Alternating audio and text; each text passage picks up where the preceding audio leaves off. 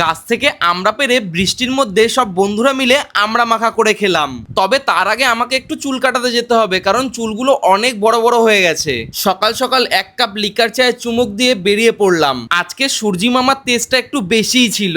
হাঁটতে হাঁটতে চলে আসলাম বাসু সেলুনের সামনে, আর এখন বাজে 9টা 7। 9টা 7-এও নাকি বাসুর দোকানে অলরেডি 3 জনের লাইন পড়ে গেছে। আমি ভেবেছিলাম আজকে সেলুনের ফার্স্ট কাস্টমার বোধহয় আমি হব, কিন্তু বাসুর আমাদের এলাকায় ডিমান্ড দেখেছো, এই সময়ও নাকি 3 জনের লাইন। এখন কি আর করব, বসে থাকতে হবে, আর বসে বসে এরকম পাখার স্পিড গুনতে হবে, আর চুলগুলোকে নাড়িয়ে নাড়িয়ে দেখতে হবে, আর তো কিছু করার নেই। তবে বাসুর দোকানে কিন্তু কোনো রকম ধার বাকি চলে না, শুধু আমাদের মতো বন্ধুদের একটু বাকিতে দেয় আর কি। আর প্রথম ভাইটার চুল কাটার পর আমি বাকি দুজনকে পটিয়ে পাটিয়ে নিজেই বসে পড়েছি। আমি বলেছি অনেক কাজ আছে, কিন্তু বিশ্বাস করো আমার কোনো কাজ ছিল না আজকে। চুল কাটাতে বসেও ভাই শান্তি নেই, বাসুর এতগুলো কাস্টমারের কল আসছে, আবার মাঝে মাঝে গার্লফ্রেন্ডও কল করছে। মোটামুটি তোমরা ধরে রাখো ওর কাছে যদি কোনোদিনও তোমরা চুল কাটাতে আসো তাহলে হাতে 3 ঘন্টার সময় নিয়ে আসবে।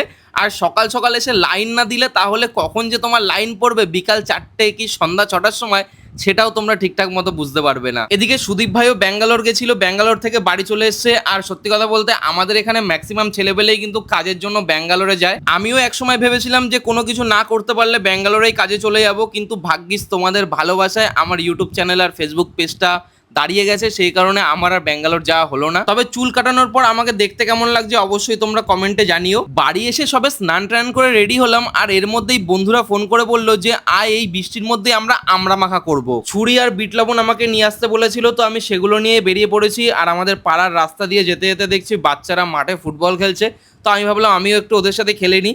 ওদের সাথে ফুটবল খেলে আমি আবার বেরিয়ে পড়েছি। এখন যেই রাস্তাটা দিয়ে যাচ্ছি সেই রাস্তাটা তোমরা দেখতেই পাচ্ছ, একদম ভয়ানক একটা রাস্তা, মানে পড়ে গেলেই একদম প্যান্ট ট্যান্ট সব শেষ, কাদা টাদা লেগে যাবে। তাও কোনো রকমে আস্তে আস্তে রাস্তাটা পার করে আমি চলে এসেছি মন্দিরে। আর এই মন্দিরেই এখন এই গাছটা দিয়ে আমরা পেরে আমরা মাখা হবে। হাতে করে আমি জলজিরাও নিয়ে এসেছিলাম, জানতাম এটাও কাজে লাগবে। আমি আসার পর আর বেশি দেরি করিনি, সবাই মিলে আমরা পারতে শুরু করে দিয়েছি। আর এই গাছে প্রচুর আমরা ছিল, কিন্তু আমরা সব তো আর পারিনি, অল্প কটা আমরা পেরেছি। আমরাগুলোর সাইজ কিন্তু অত বড় হয়নি, বলতে গেলে সবকটা কচি আমরা। আর এদিকে সুরনকে দেখো বৃষ্টির জলে আমরাগুলোকে ধুচ্ছিল, আর ও যেই জায়গায় দাঁড়িয়ে আমরাগুলোকে ধুচ্ছিল না, যদি একবার বাই চান্স পাটা ফসকে যেত তাহলে আজকে আর সুরন আমাদের মধ্যে থাকতো না। মোটামুটি এবার আমাদের আমরা ছোলার কাজটাও শুরু হয়ে গেছে, আর আমরাগুলো ছুলছিল সন্তু। সবকটা আমরা ছোলার পর কিন্তু মনে হচ্ছিল এরকম গোটা গোটাই আমরাগুলোকে খেয়ে নিই। আমি একটু টেস্ট করলাম, আর বিশ্বাস করে এখন ভয়েস ওভার দেওয়ার সময় আমার জিভ থেকে জল বেরিয়ে যাচ্ছে। আমরাগুলোকে ভালোভাবে কেটে তার উপর থেকে জল জিরা দিয়ে আর সমস্ত কিছু যা যা লাগবে সবকিছু দিয়ে